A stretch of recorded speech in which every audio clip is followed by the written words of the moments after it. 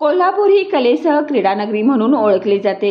कोल्हापूरच्या मातीत घडलेल्या अनेक नामवंत खेळाडूंनी आपापल्या क्रीडा प्रकारात देशाचं प्रतिनिधित्व करत कोल्हापूरच्या शिरपेचात मानाचा तुरा रोवला आहे।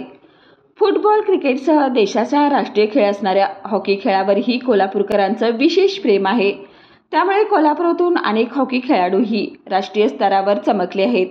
गेल्या काही वर्षात हॉकीसाठी उपलब्ध असणारे लाईन बाजार येथील मैदानाची दुरावस्था झाल्याने खेळाडूंच्या सरावावर मर्यादा येत होत्या।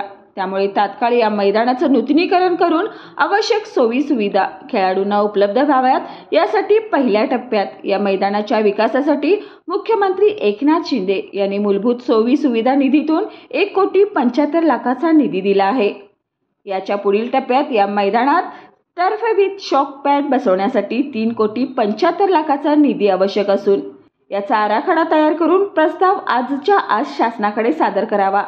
तात्काळ राज्य शासनाकडून यास मंजुरी घेऊन निधी उपलब्ध करून देऊ अशी ग्वाही राज्य नियोजन मंडळाचे कार्यकारी अध्यक्ष राजेश क्षीरसागर यांनी दिली।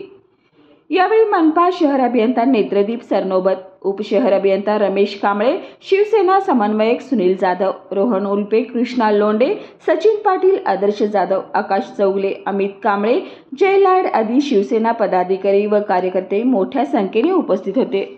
अनेक राष्ट्रीय स्तरावरील खेळाडू या ठिकाणी तयार झालेले आहेत आणि म्हणून सन्माननीय मुख्यमंत्री एकनाथजी शिंदे साहेब यांनी मूलभूत सोयी सुविधांमधून त्याला जवळपास 1.5 कोटीचा पहिला निधी या ठिकाणी दिलेला आहे आणि त्याचं खऱ्या अर्थानं पहिलं टर्फच्या आधीचं काम पूर्ण झालेलं आहे। साधारणतः 3-3.5 कोटी रुपये अजून या मैदानासाठी मैदान पूर्ण करण्यासाठी लागणार आहेत। आज या ठिकाणी महानगरपालिकेचे सिटी इंजिनियर आहेत, इतर अधिकारी आहेत, त्यांना या ठिकाणी सांगण्यात आलेलं आहे की DPR तयार करून जी काही मागणी आहे ती तातडीनं राज्य शासनाला सादर करावी।